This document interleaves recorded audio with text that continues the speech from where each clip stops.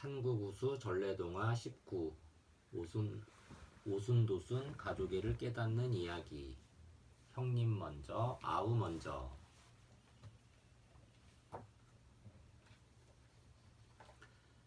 옛날 어느 마을에 형과 아우가 살았어요.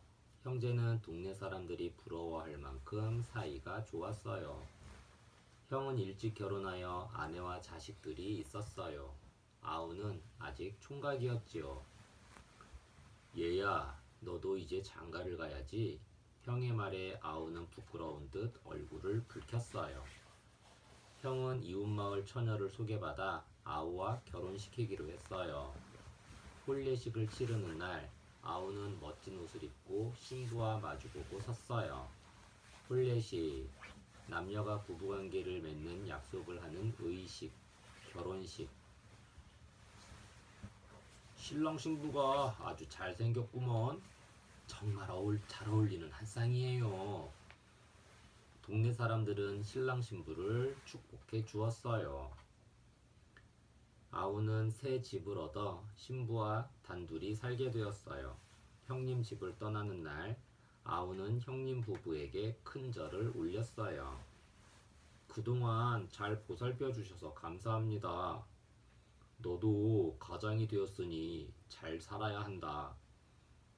형님네 식구들은 동구 밖까지 나와 손을 흔들어 주었어요. 동구, 동네 어귀. 형제는 사는 집은 달랐지만 농사는 함께 지었어요. 서로 도와가며 땀 흘려 일했지요. 드디어 가을이 되어 곡식을 거두어 드리게 되었어요. 곡식, 양식이 되는 쌀, 보리, 조리, 콩 따위를 통틀어 이르는 말.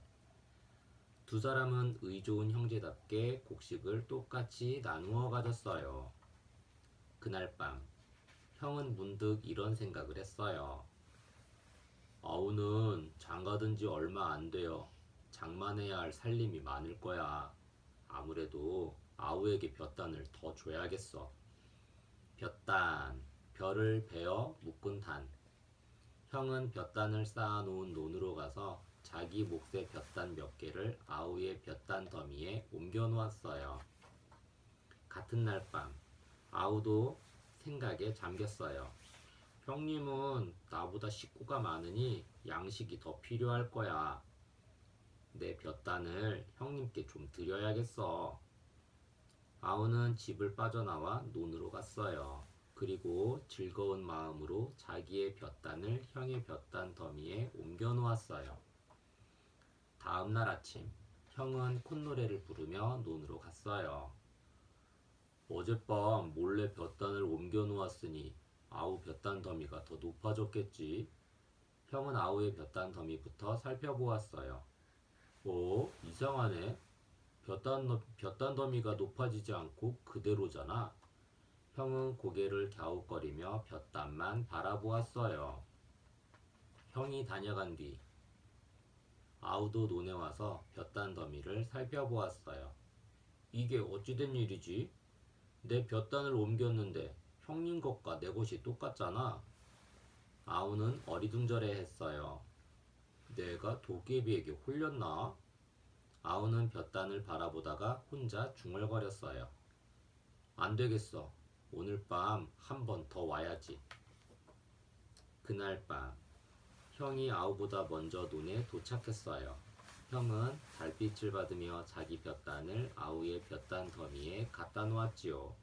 형이 집에 닿을 즈음 이번에는 아우가 논에 도착했어요. 아우는 자기 볕단을 형의 볕단 더미에 올려놓았어요. 다음 날 아침, 형과 아우는 똑같이 논에 도착했어요. 두 사람은 볕단 더미를 보고는 고개를 갸우뚱했어요. 이상하네. 여전히 그대로잖아. 형과 아우는 볕단 더미를 뚫어지게 바라보았어요. 그러다가 속으로 다짐했지요. 오늘 밤 다시 와서 볕단을 옮겨야지. 그날 저녁, 아우는 생각했어요. 볕단 더미가 비슷해 보이는 건 내가 볕단을 조금 옮겼기 때문이야. 이번엔 볕단을 많이 옮겨 놓아야겠어. 밤이 되자 아우는 다른 날보다 조금 일찍 논으로 갔어요. 그리고 볕단을 나르기 시작했어요. 아우가 달빛을 벗삼아 볕단을 나르고 있을 때 형은 논길을 천천히 걸어오고 있었어요. 아니, 저게 누구지? 한밤중에 볕단을 옮기고 있네. 정말 부지런한 사람이군. 형은 멀리서 아우를 보고 이렇게 감탄했어요. 두 사람의 거리가 점점 가까워졌어요. 이윽고 형과 아우는 서로의 얼굴을 알아보았어요. 아니, 너는? 형님, 한밤중에 웬일이세요? 그제야 두 사람은 볕단 더미의 비밀을 알았어요.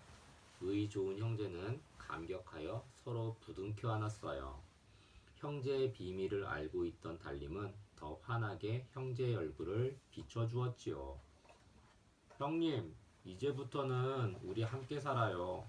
콩 한 조각이라도 같이 나누면서요. 그래, 좋은 생각이다. 네가 우리 집으로 들어오너라. 그 뒤부터 형제는 한 집에서 같이 살았어요. 형님 먼저 아우 먼저 서로 위하고 아껴주어 집안에는 웃음소리가 끊이지 않았답니다.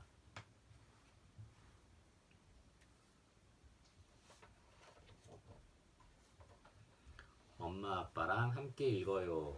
형님 먼저 아우 먼저. 옛날 옛적 사이좋은 형제 이야기. 이 이야기는 사이좋은 형제라는 제목으로도 알려진 것으로 오래전부터 교과서에 수록되어 온 유명한 이야기입니다. 우애 좋은 형제는 낯가리의 볕단을 서로에게 더 덜어주다가 자신의 볕단의 양이 조금도 줄지 않는 것을 이상하게 생각하게 됩니다. 하지만 서로 똑같은 행동을 하고 있었으나 줄어들지 않는 게 이상한 일은 아니었던 거예요. 형님 먼저 아우 먼저는 상대방의 입장을 먼저 생각하여 서로 마음을 써주다 보면 우리가 이상향으로 생각하고 있는 아주 즐겁고 행복한 나라가 만들어질 수도 있다는 교훈을 가르쳐주고 싶어하는 마음에서 전래된 이야기인 듯 싶습니다.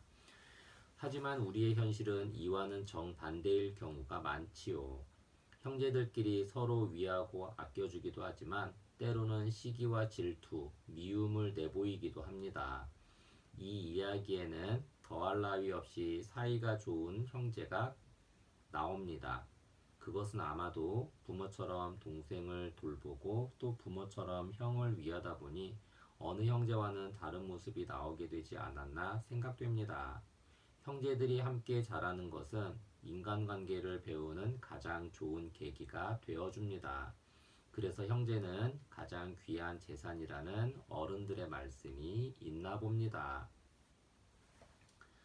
수천 년 이어져 온 벼농사. 벼는 사람에게 아주 유익한 곡식입니다. 우리나라에서 처음 벼농사를 짓기 시작한 것은 2, 3천 년 전입니다. 인도에서 티베트, 몽고, 중국, 만주를 거쳐 벼가 들어오면서부터이지요. 쌀이 들어오기 전에는 피, 기장, 조, 보리, 밀 등과 같은 잡곡을 주식으로 먹었습니다. 그러다가 통일신라에 이르러 벼의 생산량이 늘어나면서 쌀이 밥상에 오르게 되었답니다.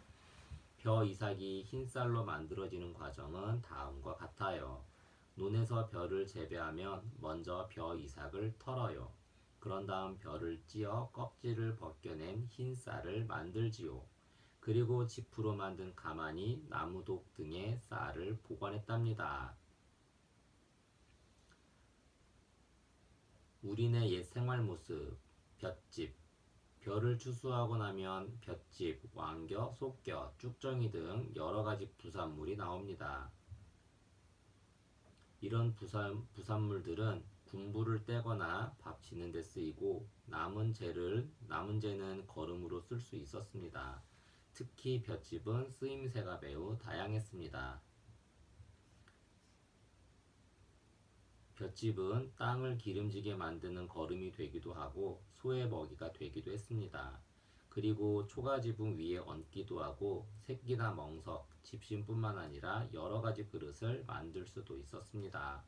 농부들은 벼를 거두어 잘 말린 다음 타작을 하여 열매를 떨구어내고 볏짚으로 크고 작은 낫가리를 쌓아두었다가 필요할 때 가져다 쓰곤 하였답니다.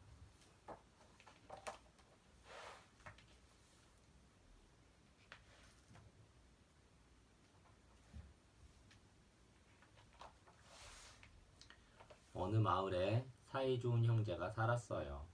아우가 장가를 든 뒤에도 형제는 힘을 합해 농사를 지었지요. 추수가 끝나자 형제는 똑같이 낫가리를 나누었어요.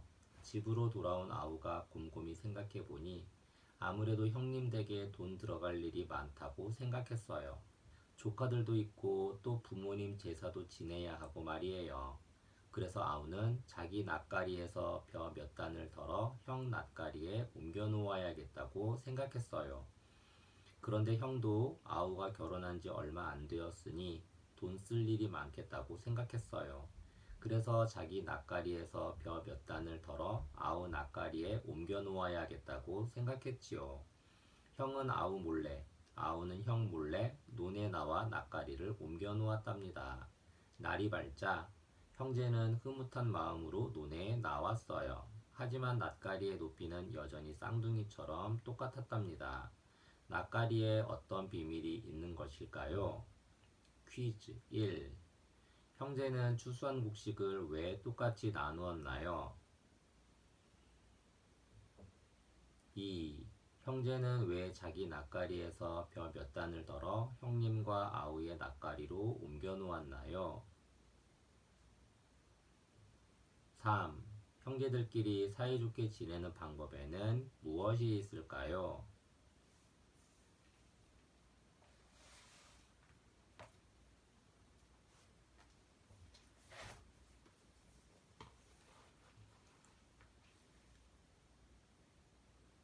한국우수 전래동화 20. 오순도순 가족애를 깨닫는 이야기. 북두칠성이 된 형제.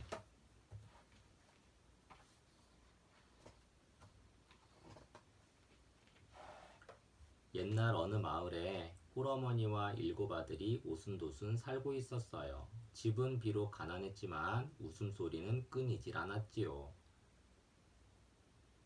아이고 시원하다. 시원해.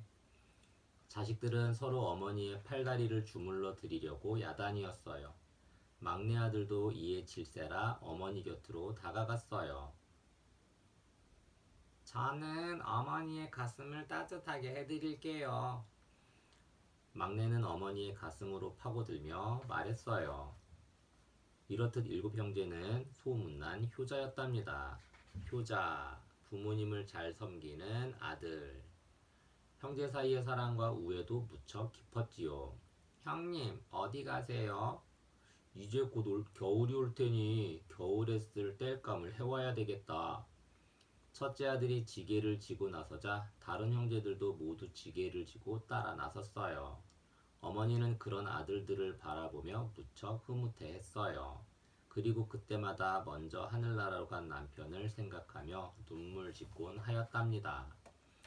어느새 산골 마을에 겨울이 찾아들었어요. 추운데 이제 그만 들어가거라. 내가 하마. 아니에요, 형님. 형님이나 들어가세요. 7 형제는 날마다 어머니의 방에 서로 군불을 떼겠다며 실랑이를 벌였어요. 군불, 방을 따뜻하게 하려고 떼는 불. 실랑이, 서로 옳으니 그르니 하며 자꾸 다투는 모양. 그럼 내일 아침에는 내가 군불을 떼마. 첫째 아들은 마지못해 방으로 들어가며 말했어요. 다음 날 아침, 첫째 아들이 군불을 떼고 있을 때였어요. 그런데 이게 웬일일까요? 컬럭 컬럭. 아이고 추워라. 방 안에서 어머니의 목소리가 들렸어요. 첫째 아들은 땔감을 아궁이에 잔뜩 집어넣었어요. 아궁이, 방, 가마, 솥등에 불을 떼는 구멍. 그런데 그 다음 날 아침에도 어머니의 방에서는 똑같은 소리가 들리는 것이었어요. 컬럭, 컬럭. 아이고 추워라. 그러던 어느 날이었어요. 첫째 아들은 군부를 떼려고 마당으로 나왔는데 어머니가 방에서 나오더니 집 밖으로 나가는 거예요. 아니, 이 밤중에 어디를 가시는 걸까? 궁금해진 첫째 아들은 어머니의 뒤를 몰래 따라갔어요. 어머니는 마을을 지나서 시냇가에 이르더니 신발을 벗어들고 첨벙첨벙 시냇물을 건넜어요. 첫째 아들도 살금살금 시냇물을 건넜지요. 시냇물은 살얼음까지 걸어 마치 살을 애는 듯이 차가웠어요. 살얼음, 얇게 살짝 언 얼음. 이제 어머니는 좁은 산길로 들어서고 있었어요. 첫째 아들도 산길을 따라 걸었지요. 밤하늘에는 반짝반짝 별이 빛나고 있었지만 산길은 칠흑같이 어둡기만 했답니다. 칠흑, 오칠처럼 검은 빛깔. 어머니가 간 곳은 뜻밖에도 아버지의 무덤이었어요. 어머니는 무덤에 대고 소곤소곤 낮에 있었던 일들을 이야기했어요. 마치 살아있는 사람에게 하듯이 말이에요. 오늘 아이들이 글 공부를 했어요. 첫째가 둘째를 가르치고, 둘째가 셋째를 가르치고, 어머니는 미소를 짓기도 하고 무덤을 쓰다듬기도 했어요. 그래, 어머니께서는 밤마다 여기를 다녀오셨구나. 그래서 아침마다 콜록콜록 기침을 하셨던 거야. 어머니를 외롭지 않게 모셨어야 했는데. 첫째 아들은 집으로 돌아오며 혼자 눈물을 흘렸어요. 동생들아, 어머니가 아침마다 왜 기침을 하셨는지 알았다. 그리고 왜 아침마다 춥다고 하셨는지도. 집으로 돌아온 첫째 아들이 동생들에게 자기가 본 것을 이야기했어요. 동생들은 벌떡 일어나 큰형의 말에 귀를 기울였어요. 일곱 형제들에게 이제 큰 걱정거리가 하나 생겼어요. 우리가 아버지 무덤 가까이로 이사를 가요. 매일 밤 우리가 어머니를 모셔다 드리면 어떨까요? 형제들이 각자 자신의 생각을 이야기했어요. 일곱 형제들이 걱정을 하는 모습은 마치 반짝이는 아름다운 일곱 개의 별과도 같았어요. 어머니를 위해서 지금 개울에 징검다리를 놓아드려요. 징검다리, 개울이나 물이 괜 곳에 돌덩이를 드문드문 놓아 그것을 디디고 건너 다니게 만든 다리. 조용히 앉아있던 막내가 말했어요. 일곱 형제들은 서둘러 시냇가로 달려갔어요. 형님, 이 돌이 좋겠네요. 그래, 그럼 이 돌은 여기에 놓기로 하자.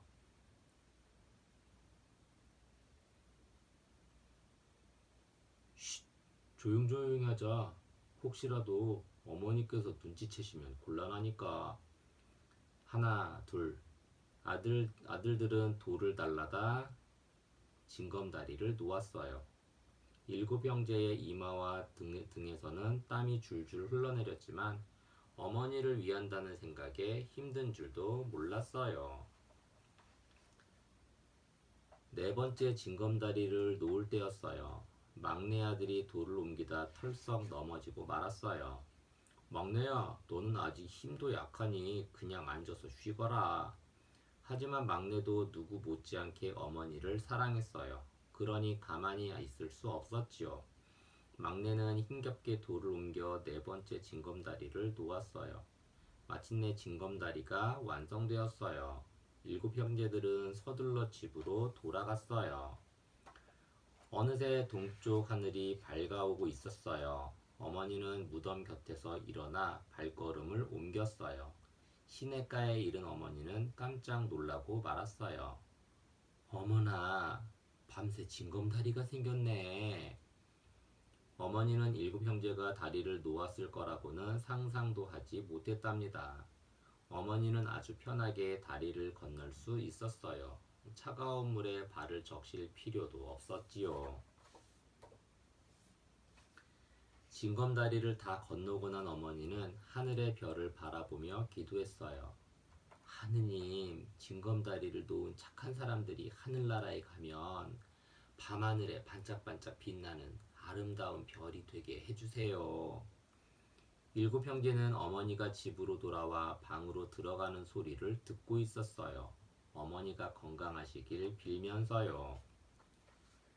세월이 흘러 어느덧 일곱 형제도 하늘나라로 가게 되었어요. 반짝반짝, 반짝반짝. 하늘나라에 간 형제들은 어머니의 기도처럼 모두가 아름다운 별이 되었어요. 그 별이 바로 일곱 개의 별 북두칠성이랍니다. 자세히 보면 그 중 하나는 약하고 어린 막내 아들처럼 희미하게 반짝거려요. 하지만 어느 별 못지않게 아름답게 빛나고 있답니다.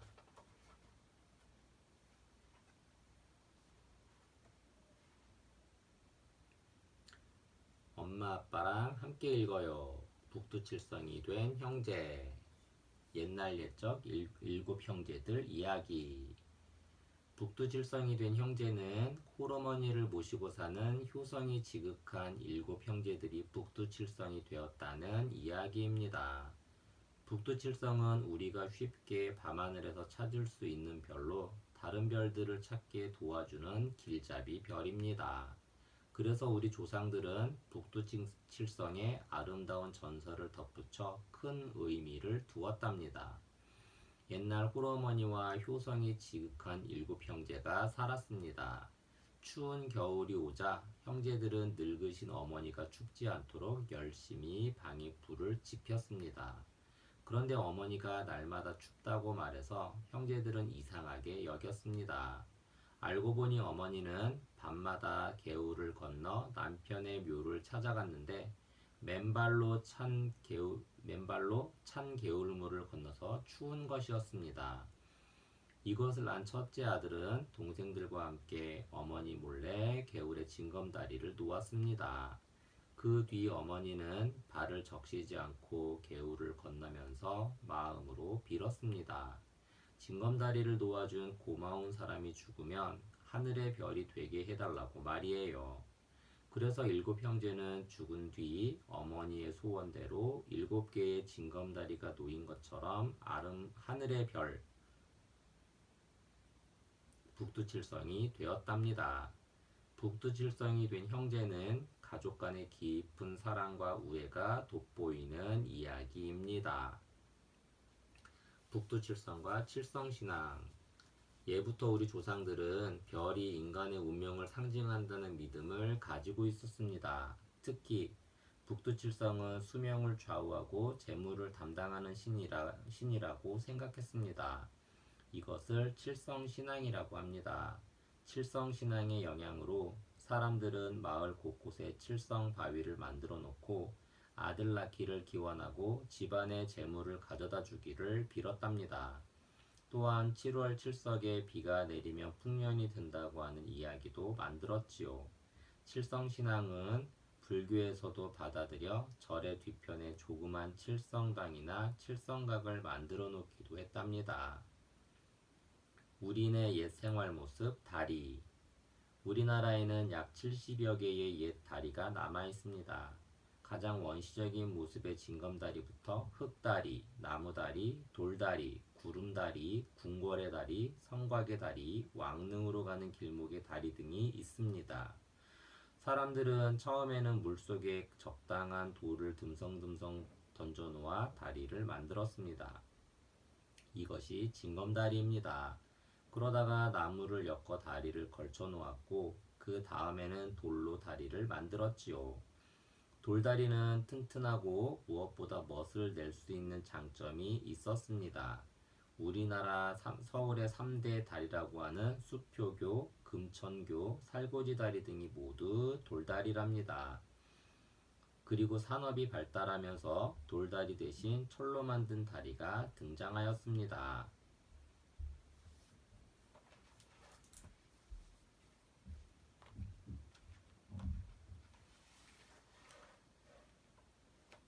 세상 그 누구보다도 행복한 어머니가 있었답니다. 그것은 효성이 지극한 일곱 아들들이 있기 때문이었어요. 추운 겨울이 오자 일곱 형제는 어머니의 방에 군부를 따뜻하게 지펴드렸어요. 그런데 아무리 따뜻해도 어머니는 자꾸만 기침을 하고 추위를 타는 것이었어요. 일곱 형제는 걱정이 이만저만이 아니었지요. 어느 날 밤 집을 나서는 어머니의 뒤를 큰아들이 몰래 뒤따라갔어요. 그런데 어머니는 얼음처럼 차가운 시냇물을 맨발로 건너서 돌아가신 아버지의 무덤을 찾아가는 것이 아니겠어요? 이것을 한 일곱 형제는 큰 고민에 빠졌어요. 어떻게 하면 어머니를 외롭지 않게 모실 수 있을까? 어떻게 하면 어머니를 춥지 않게 해드릴까? 하고 말이에요. 마침내 일곱 형제는 좋은 생각을 해냈답니다. 일곱 형제는 어머니를 기쁘게 해드리기 위해 어떤 일을 벌일까요? 퀴즈 1. 어머니가 밤마다 찾아간 곳은 어디였을까요? 2. 따뜻한 방에서 어머니는 왜 자꾸 춥다고 했을까요? 3. 일곱 형제는 어머니를 위해 시냇물에 무엇을 놓았나요? 4. 일곱 형제가 죽어서 된 별의 이름은 무엇일까요?